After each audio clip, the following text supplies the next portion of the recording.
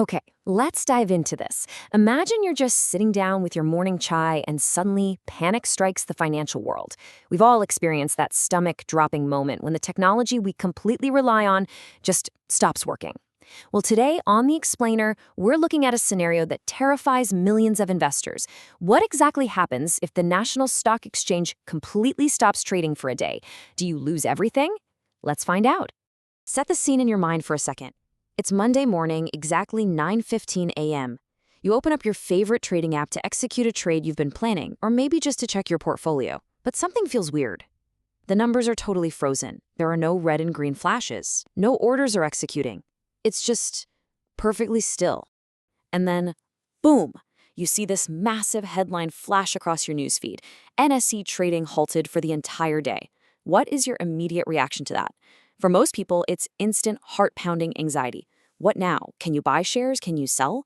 The immediate terrifying question that usually pops into your head is, wait, do I lose my money? Or do I lose ownership of my investments because the system crashed? You start wondering if this is a massive financial disaster or just a temporary inconvenience. To really understand the fallout here, we need to fundamentally shift how we picture the stock exchange. It's so easy to think of the NSE as this magical vault where all the money and all the stocks live. But actually, scratch that, it's not accurate at all. We need a simple, real-world analogy to break this down. Let's compare the National Stock Exchange to your local vegetable market. Its only real purpose is to act as a designated place where people who want to buy produce can bump into farmers looking to sell. It simply connects buyers and sellers. Without that physical marketplace, buyers and sellers would have a really hard time finding each other. The NSE is exactly the same thing. It's literally just a venue connecting a buyer in Mumbai with a seller in Delhi in a matter of milliseconds. So, keeping that analogy in mind, I want to ask you this. If that physical vegetable market closes for a day, maybe there's a strike or a big maintenance issue and the gates are locked, does that mean the vegetables themselves disappear? Do the tomatoes and potatoes just vanish into thin air because the market building is closed? No way, of course not. The marketplace is closed, yes, but the farmers still have their produce, the buyers still have their money, the goods haven't gone anywhere. The exact same logic applies to your portfolio. What happens to your shares if the NSE shuts down for a day? Absolutely nothing. Your shares continue to belong to you. They don't vanish into a digital black hole because remember, the NSE is merely the marketplace. It is not the owner, and it's definitely not the vault keeping your shares. Now, what's really interesting about this slide is figuring out who actually holds your shares if the NSE doesn't. Your ownership is recorded elsewhere, safely tucked away in entirely different systems called depositories, primarily CDSL and NDSL here in India. Think of these depositories as the actual, heavily guarded digital vaults. They're independent entities whose sole job is to keep a secure, accurate ledger of who owns exactly what. So even if the NSE's trading floor goes completely dark, the vault holding your ownership records remains completely unaffected. If you only take away one single thing from this explainer today, please let it be this. Marketplace unavailable does not mean ownership lost.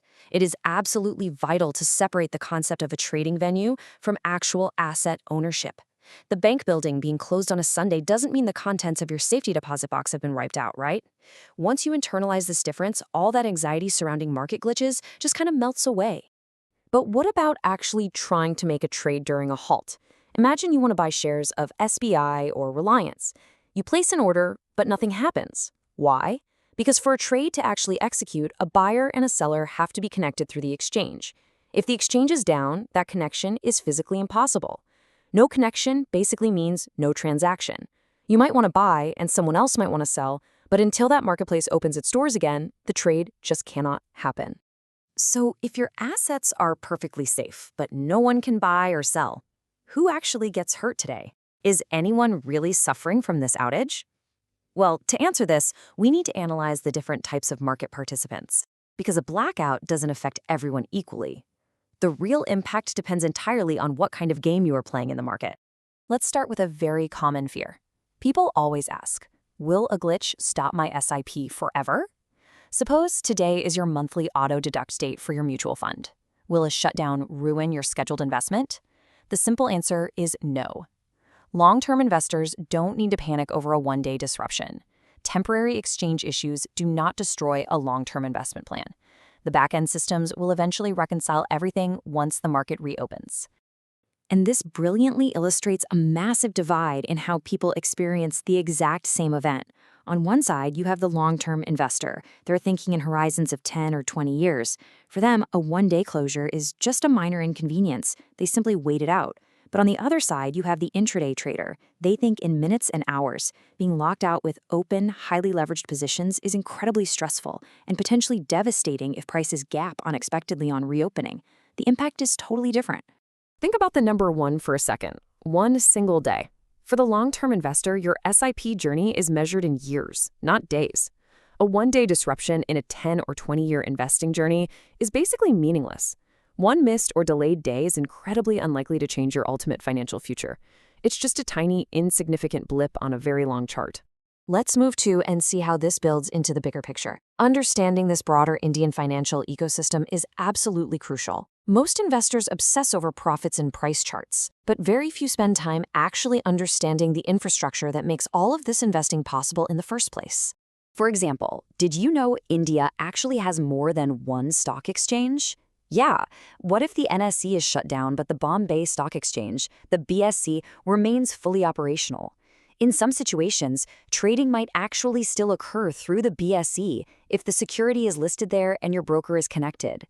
Most regular investors don't even realize that the ecosystem is much larger and way more robust than just a single exchange. These unseen foundations, the exchanges, the brokers, the depositories, and the complex behind-the-scenes systems are what make you a truly calm investor. When you understand the actual plumbing of the financial system, you don't panic when a pipe temporarily gets clogged. Because when the scary headlines appear, you already know what actually matters and what is just a temporary technical issue.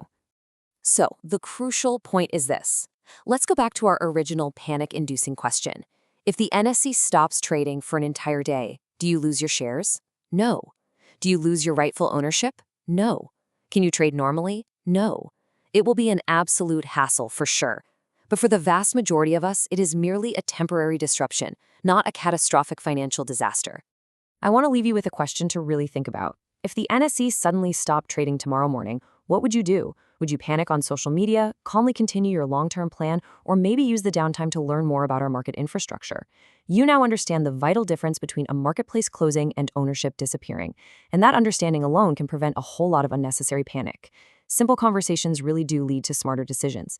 Thanks for joining me on The Explainer today, and keep learning.